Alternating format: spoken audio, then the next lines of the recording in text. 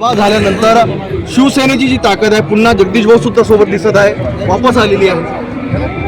नक्कीच अमरावतीमध्ये आज शिवसेनेचे मुख्य नेते एकनाथ शिंदे साहेब आल्यामुळे प्रचंड उत्साह शिवसैनिकांमध्ये आणि जनतेमध्ये या ठिकाणी आहे.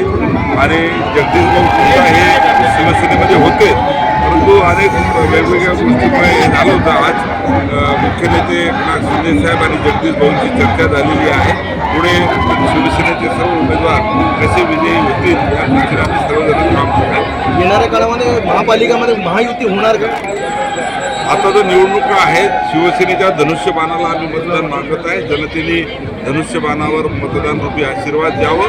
आणि शिंदे साहेबांनी आताच भाषणामध्ये सांगितलं आहे की अमरावतीच्या जे काही समस्या आहेत, प्रश्न आहेत, जे काही खऱ्या अर्थानं अमरावती अनेक वर्षापासून लोक म्हणतात की तर पिण्याच्या पाण्याचा प्रश्न असेल, गटर असेल, इतर बाकीच्या सुविधा असेल, या सर्व सुविधा आणि रोजगाराच्या संदर्भात या ठिकाणी ठामपणे त्यांनी एक शब्द या ठिकाणी लोकांना दिलेला आहे.